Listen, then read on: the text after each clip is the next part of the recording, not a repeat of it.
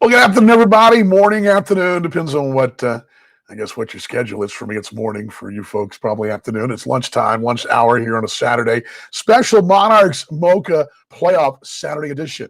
And we're getting to the point where just a few more of these shows until we go to dry dock and go to our off season. So let's embrace it, enjoy it. Let's get going. I'll let you guys get settled in here. You know the drill. If you're hearing me, it's a thumbs up. And I do believe, checking my view meter, you guys are hearing me. And we are coming to you away from Fargo. Usually, you know that I will mostly do these shows are on the road. I try to get out and about.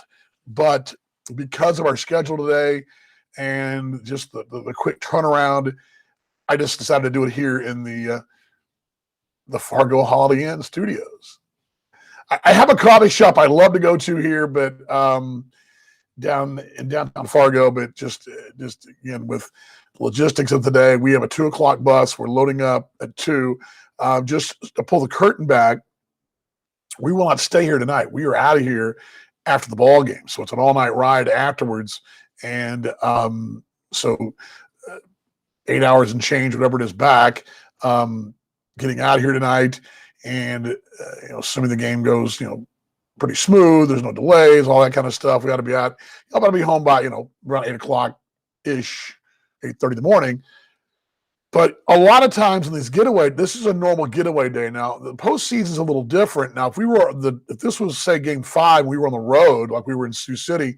Remember in Sioux City, we were playing game 3 with a 2-0 lead, and we could eliminate them at any point. Well, we kept the rooms. We had the rooms booked for 3 nights, or the Monday, Tuesday night, and then we'd check out Wednesday for game 5 if we'd have played game 5. We won the series and went back to the hotel, had a good time, and checked out early the next morning and drove back to Kansas City. With the off day tomorrow, the earlier we get out of here, the faster you want to get home. And so that's the whole schedule today is like a normal getaway day, but it's not a normal day. It's playoff baseball. Last time we had a getaway day like this, I was here. I did go down to the coffee shop and then met the team at the hotel after we loaded the bus. But I think I just feel like, I don't know. I just feel like this last swing, we might as well just kind of stay close to the vest here. And so 2:00 checkout, and then we go to the ballpark. We actually go to the mall, then the ballpark. The mall's right across the street. But for the show's purposes, instead of taking it out and do it later, I want to get it done here in the lunch hour, and so this is what we're going to do. So we're doing it from the Holiday Inn. Long story short, glad you guys are long. Questions, comments. Last night's win, it was a good one, 8-4. There were ebbs and flows in it. There was some anxious moments. There was some really good defensive plays, and I think it's the first time this year that I can recall when I played the Good News highlights for you, where I had 2 defensive plays that I thought were worthy of. Because I only got 2 minutes and 20 seconds for the entire reel, which 20 that's the intro and the outro. So I basically got about 2 minutes, about 2 minutes of time for Twitter. Now you could run the highlights all you want to, as long as you wanted to. The Rogers Museum right now is right across the street, Kevo. And yeah, it's a cool place. I almost did the show there last month. Decided not to, but I did scout it out.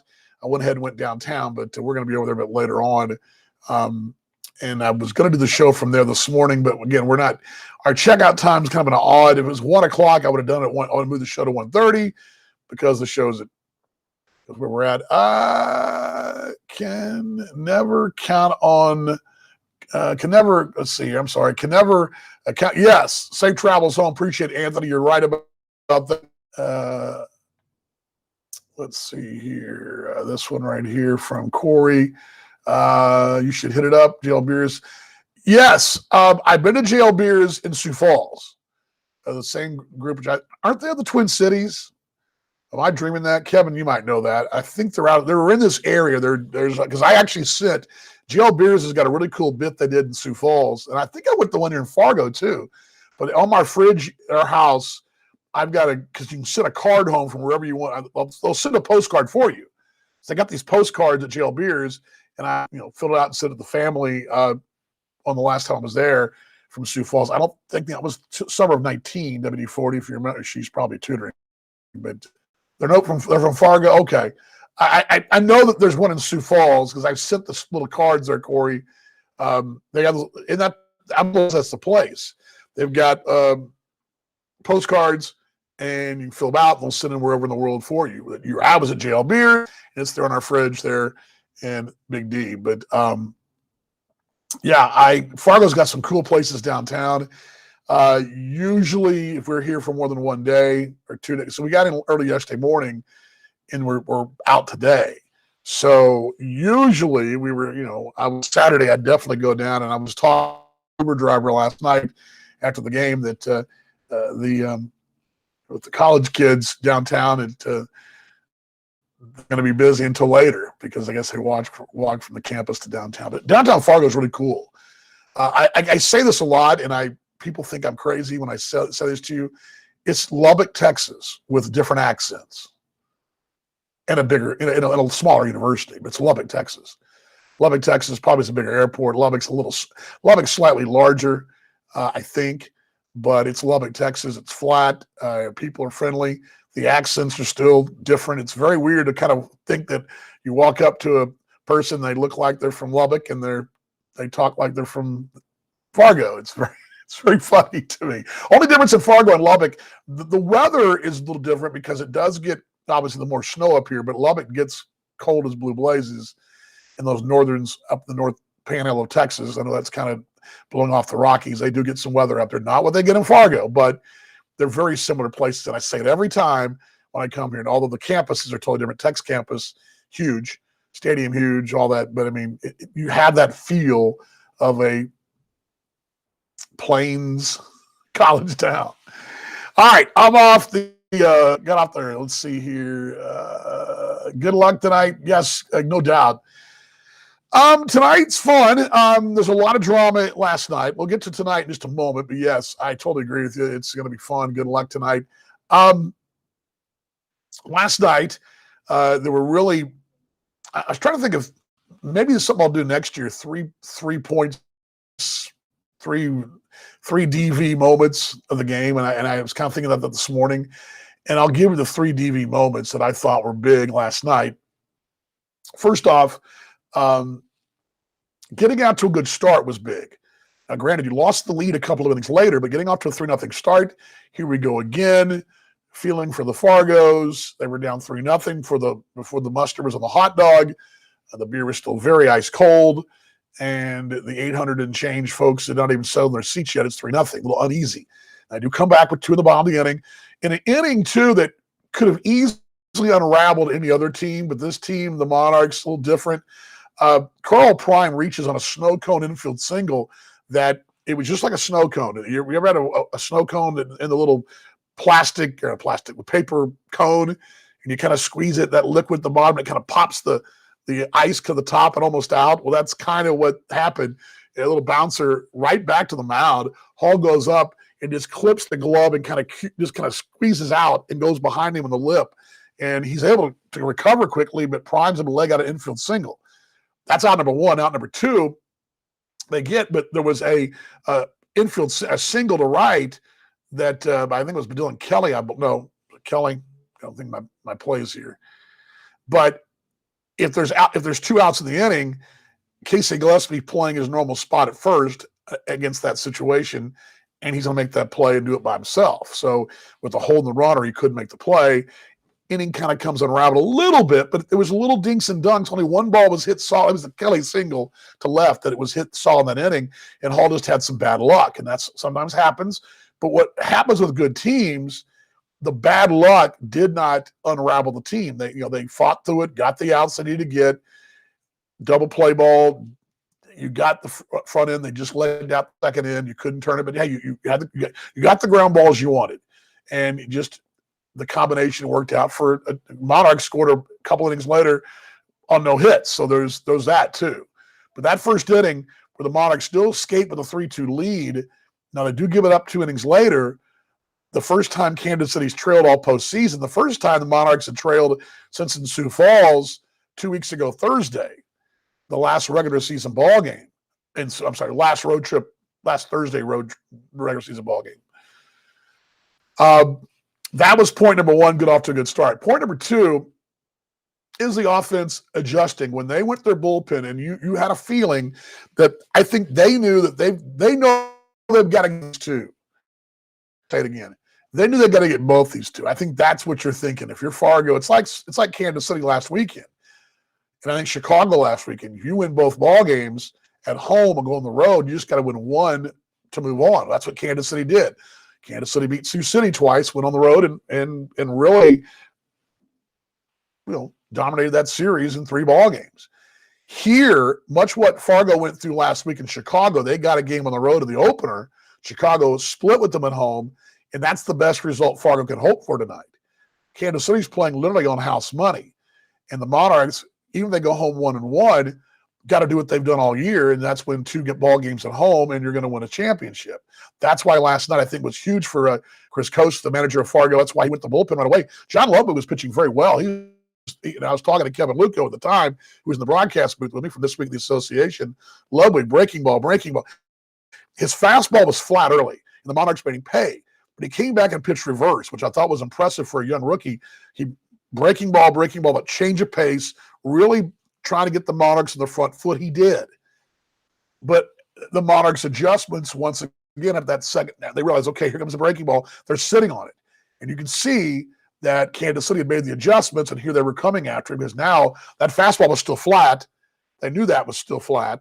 And the breaking ball they were setting up for, and getting when the getting's good, they got the righty out there, went to bullpen. Lefty came in, Finkelberg, I believe is his name, and he got out of that spot, but then the Monarchs tagged him the next inning and really never looked back. Some wild pitches there. Of course, they went to bullpen. I believe they used 5 bullpen arms last night, and I think it shows you how important this game was last night to get that first ball game. And for Fargo, trying to win a pair, I think they feel like tonight is the one they would have gotten of the two, because just on their side of things, I just get the feeling of talking to them. Last night, the Monarchs had the definite advantage of the pitching department, but it was one they had for Steve. They had one. It was there for the taking. They took a lead of 4-3, but Kansas City comes right back. Bullpen was great. Matt Hall buckled down. Point number 2, there was a play ball, first and third rather, I believe, and 1 down. Double play ball ends the inning on Boxwell. Boxwell bounces out routine. It was a nice little play, little flip. It was tailor-made, but it was a nice little flip from Grotjean to McCullough on the first to get Boxwell, and no doubt about that. That was my 3rd play of the ball game. And then just putting pressure on them coming up, and I believe it would have been in the I've already packed my my score sheet, so I'll have to look up real quickly here. Give me just a moment. Yeah, 3 spot in that 5th inning was big for Kansas City. And my 3rd, obviously that's big when you take a lead. Casey Gillespie, who has been just steady all year, RBI single with runners aboard, gets the game tied up. Then Connell Willis gives you the lead. But I'm gonna skip that for a moment and say my other 3rd biggest moment was the next inning. The next inning, when you scoring with no hits, you put pressure on them, got the bases loaded, the wild pitches, and Kansas City, as a sac fly as well, mixed in there, able to grab 2 more runs and really lock it down. Jeremy Rhodes is outstanding, just outstanding. I mean, he has been a huge find of Monarchs.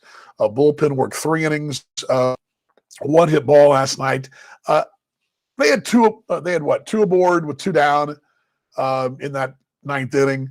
The tying run was waiting on deck, but I mean, Grain got the pop up of Silviano to into the ballgame. And but the three points to me was that first inning. Again, the 2 insurance runs late in the double play ball. Those are the 3 key moments I thought in the ball game last night. It was a great play by Casey Gillespie at first. That end of the inning, it would have been runners at the corners and 2 down. And that was in the 7th, I believe, because Mark Brammeyer was in the booth. The great little play by Casey, diving play by Casey, and then waiting for Rhodes to get there, and a 3-1 pitcher covers for out number 3. That ball gets down the corner. It's probably 2nd and 3rd and 2 outs. You don't know what's going to happen there, but you still had a 4-run lead, but the tying run still would come on deck. So that would probably be – it was a big play, in the ballgame as well. So I would say those two defensive plays, getting the runs early, and so really it's 4 points, right? Vaughn can't count. But that's what I had for you last night. Just my thoughts on last night, my knee jerks there. Let me bring this down. I bring you guys some good news highlights. Here are the highlights from last night. Let's roll them in 3, 2, 1. Enjoy.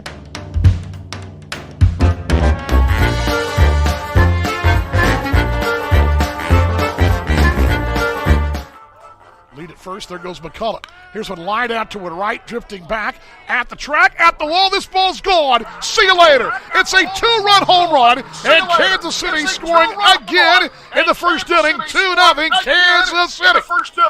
Ryan Grosjean off the light standard sign in right field. See you later, Monarchs 2, and Fargo Moorhead nothing. Sweeney gets one out toward right field. Drifting back is Silviano. He's at the track. He's at the wall. This ball's gone. It's 3-0 Kansas City. Solo shot for Darnell Sweeney. He will touch them all. Monarchs have gone back-to-back jacks in North Dakota in the first inning. It's 3-0 Kansas City. Here's the pitch. Line to left, base hit. Sweeney will be waved around. Here's a throw coming up. It'll be cut off. We're tied at 4. Is Darnell Motors home? Finkelberg looks to second once. Willis lines it down the right field line toward the corner. That's going to be a base hit that'll bang around fair. Here comes Gabby Guerrero. He will score. Gillespie is holding at third. And Willis a stand-up double. It's 5-4 Kansas City. Here's the pitch. Chopper towards second. Grosjean's there. 4-6 on to first, and turn him, burn him, double play. Oh, what a nifty little play. Ground ball to first. Diving, great play for Gillespie. He flips. There's Rhodes on top of the bag. Oh, what a play. Oh, man. Highway robbery. Casey Gillespie. Gillespie is an athlete. Popped up right side of the infield. Almeida, or it'll be Gillespie. Almeida's there. Casey's there. Casey makes the play in foul territory. And you can notch this one. The Monarchs win it 8-4. Almeida was having a little hard time finding it, but Casey came down that first base line in foul territory, makes the play at a knee, and the Monarchs are winners in Game 1.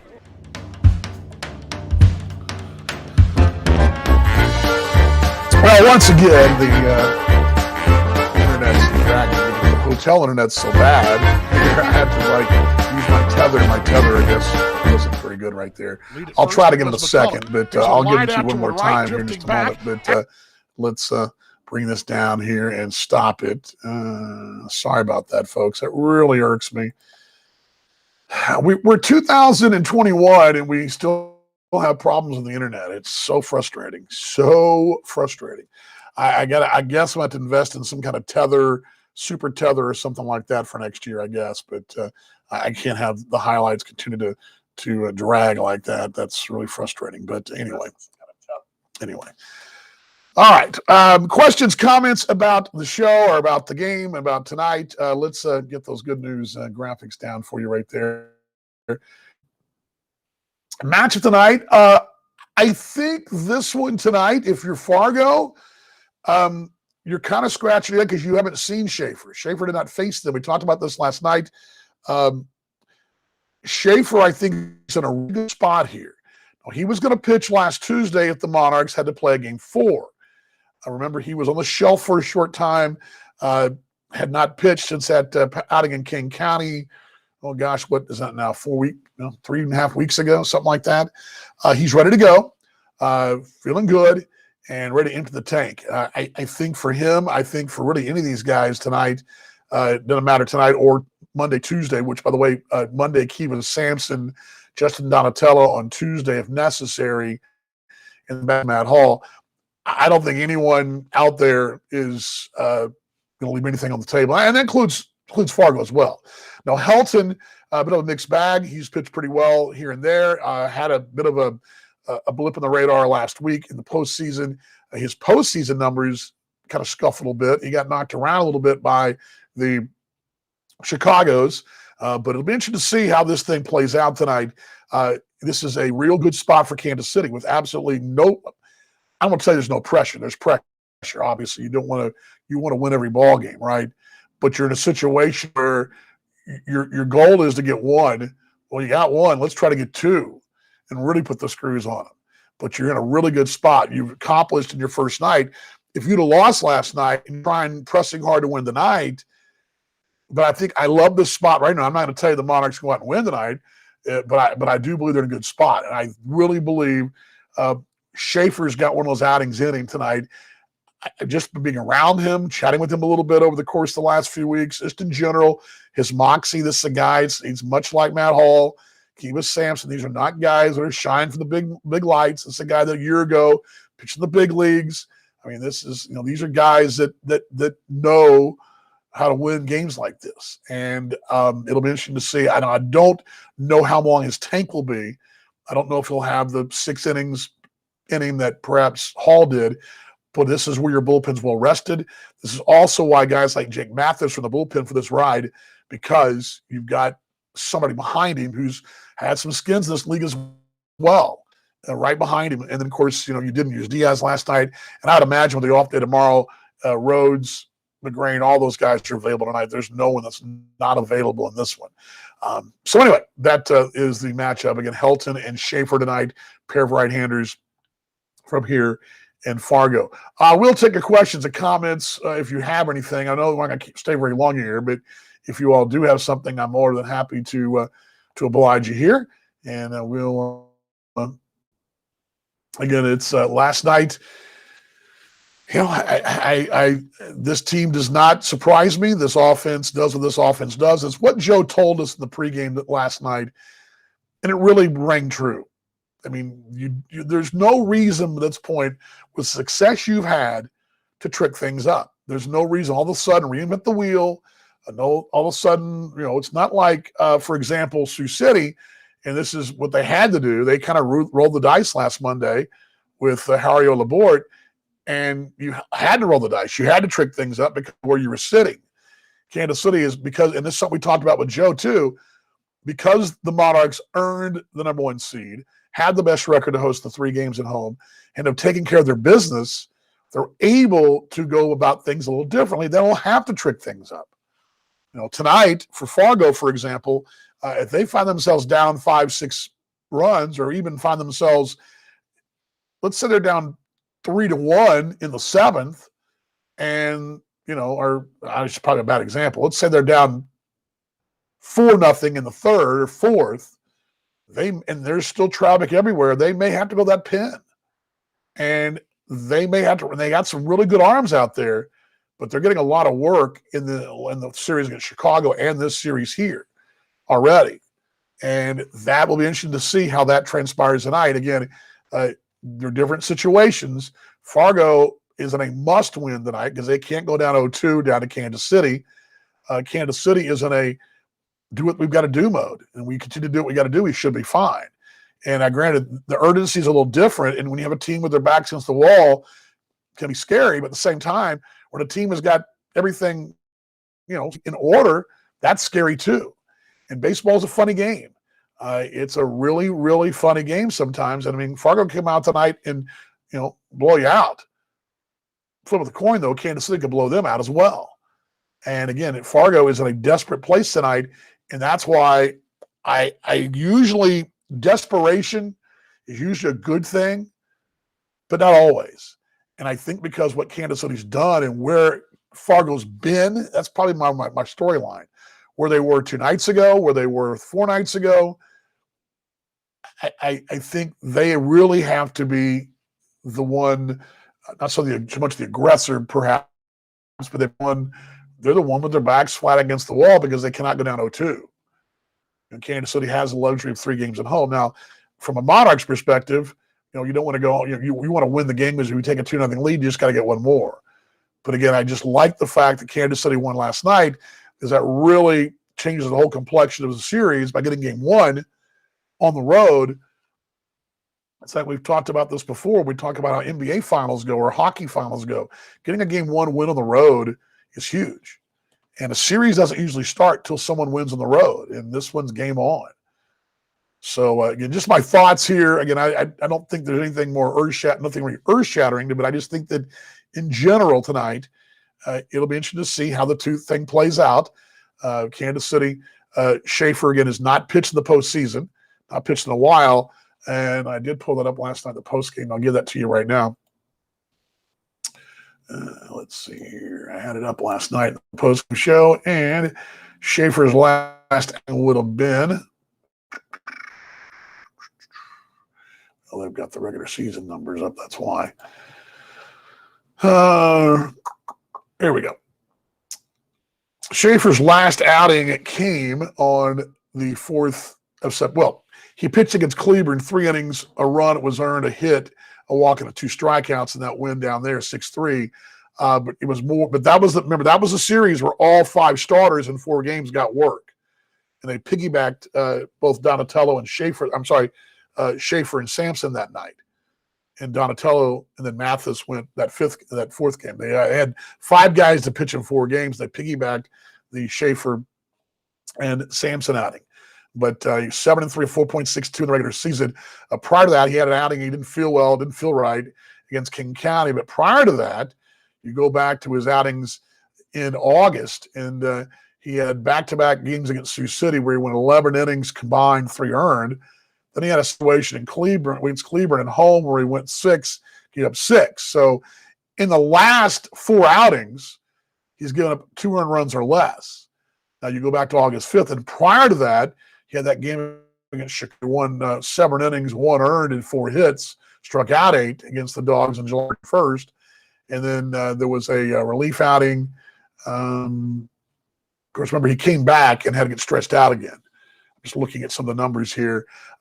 His last – I'm looking at his last starts before being signed early in the year. He was going 5 innings, 6 1/3, a run.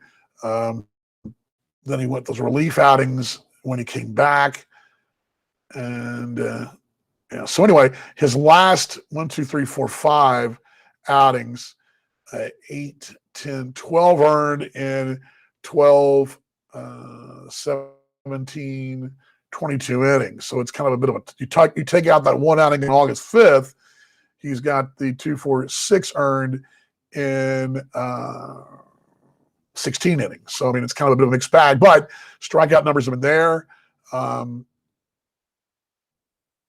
8 to 12 in his last, that's the last 15 innings. So strikeout numbers have been there. Again, just going to be interesting to see, but when he's been on, he's been really, really good. And again, the numbers this year, 7-3, 79 strikeouts on the season. So, interesting to see how it plays out. I just look at those numbers quickly. Helton, I guess I could probably break that down if we're going to do it and talk about the teams here. Might as well talk about Helton as well, because I did talk about this last night, the post-game show, so give me just a moment here to pull this up. Helton, 6'4", 225. In the rest season, he was 7-9 at 4.79. Comparable numbers, his innings, 118 1/3, 116 strikeouts. 21 starts, so he made 21. He was a workhorse for them. Playoffs, 1-1, 2 starts, 8 innings, 6 walks, 4 strikeouts, 14 hits, and a 1-1 record. Looking back here, he went 7, gave up 7 runs, 8 hits, 7 runs, 3 innings on the 15th, which that was what, was that Tuesday, right? 16. Oh, Wednesday. Yeah. So again, I expect 3 to 4 there, and they'll go to the bullpen right away, just because they'll probably piggyback Chicago. He faced them on the 10th of September, got a win at 9-4. Just looking back here, where he's been trending as far as in the season.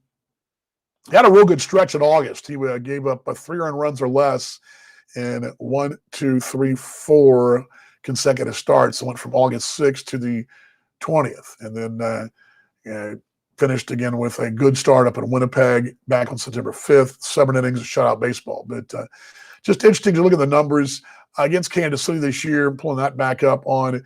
He did not face the Monarchs here back in August, but he did face the Monarchs back on May 22nd. He went 6 innings, 2 earned on a couple of hits, 3 walks, 8 strikeouts, and a win, the Fargo win there back in May, an 8-4 winner for Fargo. So there's your pitching breakdown there, kind of a little bit of odds and ends there. Fargo is desperate. Plus, I'm sure they want to have a good showing with the last. Yes, dangerous combo. Casey needs just to jump out, big lead, and not let them in the game. Yeah, I think you're right there. I think really, Kevin, too. Just do what you've been doing, and if things go haywire tonight, you don't panic. You tip your cap, you go home, and do what you got to do. If things go well tonight, you don't panic. You don't panic either way. You mirror your manager, who's not going to panic one way or the other. Again, Fargo is in a must-win situation. They're all must-wins, right? I mean, but again, Kansas City's sitting in a very good spot here, playing on house money. But yes, Fargo desperate. They want to have a good showing in their last home game. I'm sure they do. And the weather's supposed to be a little nicer tonight too. But again, I think you're going to see, Chris Coast has been, probably going to be on Monday with Tom Shaw going. That'll be a different story. That's going to be a guy you're going to roll out there and keep him out there. He's going to keep you in the ball game. That's how good that guy's been. But I think tonight's a lot like last night. If there's any kind of trouble or you have a lead early, let's say you get a lead let's say the game goes like last night. It's 4-3 into the fifth, and you get a couple aboard. I can easily see the plug being pulled. It goes to the bullpen. They got a very good bullpen, a very deep bullpen. So I can see that tonight. All right, last call of questions and comments here on Monarchs Mocha.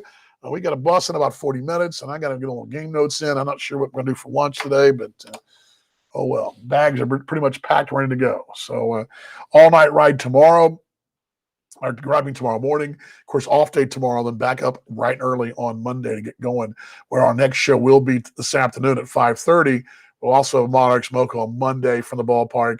And again, your broadcast reminders tonight, aabaseball.tv is where the video call is. Jack Michaels, and phenomenal job Jack does. He's a legend. And he is probably the senior member of the league as far as broadcast pecking order. And he's a guy that a lot of people respect, including myself, call him a dear mate. And he's good. And he does a great job. And the Fargos love him. He's a Fargo, North Dakota legend up here. So he's on that video call.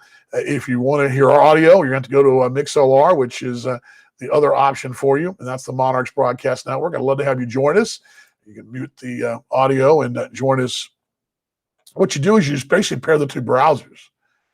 We'd love to have you join us, and that is going to be on the screen right there below you, and that's the Monarchs Broadcast Network.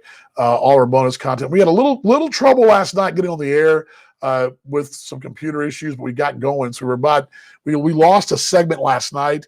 I'm going to air that segment tonight that we didn't get to you last night. So you'll have your normal stuff. But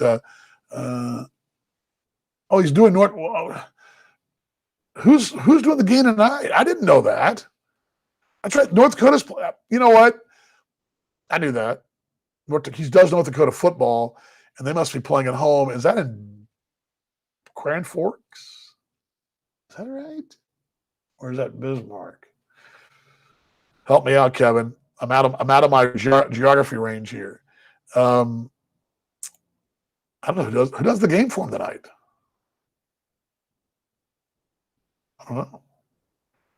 Huh. Yeah, but he does. I forgot he does the football. Yeah. Kind of interesting there. Yeah, it's up the road, right? Grand Forks is a big hockey town too. They got a really cool arena there. Got a dome like they have here at Fargo. The North Dakota is the green and white. North Dakota State is green and yellow. And we're in North Dakota State. Now, Fargo, home of North Dakota State, is the big football power, right? I think North Dakota is are they the hockey power? I don't know. Pretty cool, though. Greg, go Monarchs. Yes, go Monarchs. Aim into that. I am ready to go. I want you guys ready to go, too. All right, broadcast time tonight, 6 o'clock, sharp. Pregame show. Again, it was a little thing last night. It was one of those deals for a reason. And we never have trouble here, and the internet works fine. But we were having trouble getting rolling with a good line. Does that make sense? It doesn't happen very often. Once in a blue moon, it happens, and it happened. I mean, we were able to get going eventually, but it cost us 5 minutes, 6 minutes of precious time tonight and last night. But let's see. He says Great fans don't know anything but great fans. They sound like me though, Kevin, because I'm a great hockey fan, but I don't know anything about hockey. There's that. I mean, I'm just going to admit that I didn't play the game growing up. I went to the game once in a while, minor league games of the Dallas Blackhawks, but I got to admit that I only learned it as an adult. It's the only sport out there, I think, beside the only sport in North America out there that I've not had the pleasure of participating in at least once and then said yep or nope. For example, I did a little tennis at one time, real good. My golf game, pretty bad, but I do know how it feels to play golf and how to suck at it. I did a little dribblers and all that. I mean, I know. I mean, there's places that I belong and places I didn't belong, and I learned that, so I can tell you. But hockey's one I never tried if I belonged or not. It and lacrosse. I guess lacrosse is the other one, I guess. But anyway. All right, last call. Again, a broadcast tonight, and we'll be ready to go tonight, and then off day tomorrow, and then back at it Monday. Tickets at monarchsbaseball.com. I got an email today that the Legends Club for Monday is slim pickings, folks. Folks are coming out Monday. Now, granted, the sales for Tuesday, Wednesday are that's how it works usually. We need these series, and once the next result, it'll boom up. But we've got a really good thing planned for Monday, and gates open at 6. Let me pull that up. I think I've got that just real quickly here while we're looking at it. Just tell you that. Sorry here. I want to pull this up. Just want to tell you just the whole promotion for Monday. Monday, gates open at 6, first pitch at 7. Legends Club, slim pickings. How about that? Just looking here at the specials, and there's going to be specials at night. If I can pull those up for you. Where are my specials? Of course, this is on Facebook. I have to just pull that up, but bear with me, folks, as you talk amongst yourselves while DB figures out what the heck he's doing. There we go. But yeah, there's all kinds of stuff going on, but great plans for Monday night. Our staff has worked tirelessly trying to get folks into it. I know it's short notice. Chiefs play tomorrow night, so that's a good thing. And you don't have to worry about that missing a game. You can come out and watch some baseball. Let's see here. Yeah, gates open. It's going to be $2 dogs, $2 beers. Happy hour from 6 to 7, $2 beers and hot dogs, $5 Ritas on Monday night. Okay, so there we go. Tickets at monarchsbaseball.com. I'll put that link up for you. Just going to put it up in the that's actually too big of a link, but here we go. Let's do this. This is where to go for tickets. Just a little reminder here. That way you guys can come back and go, okay, Vaughn's got me covered. Here we go. There we go. All right, so we got that. All right, broadcast time tonight. Again, at 6 o'clock. First pitch at 6:30. Monday night, again, back to our 7 o'clock times. And I'd love to have you guys on the broadcast tonight. Looking forward to it. I just love playoff baseball, love the atmosphere, love being a part of this family. It was great to see Mark Brandmeier and Jay Hendricks last night, our owner and our president there at the ballpark. Can we bring our own champagne to celebrate? I'm going to tell you this in 2 ways. It's like how I used to tell our pledges, I guess. Like, how do I say this? I got to make sure I'm doing it right now. Can you bring your own champagne? I'm going to tell you, no, you can't bring your own champagne. I mean, just come and celebrate, okay? And the biggest thing too, Sarah, and I hope you guys all realize this is a celebration of our Monarchs, our city, our brand, our game, all that. It's just a great celebration this week. So we're looking forward to seeing you guys when we get home. Looking forward to seeing you tonight at the broadcast as well. You guys know the drill. We're going to do a little Go Monarchs, right? Everybody likes this Go Monarchs. It's always fun. Let me bring this down and bring this up. Here we go. All right. You guys ready? Got a bus in about 32 minutes. Here we go. It's a 1, 2, 3 Go Monarchs. You guys ready? Yeah, you like my answer, Sarah? It's like, no, you you cannot bring anything into the ballpark because, again, that's just my neck hurting.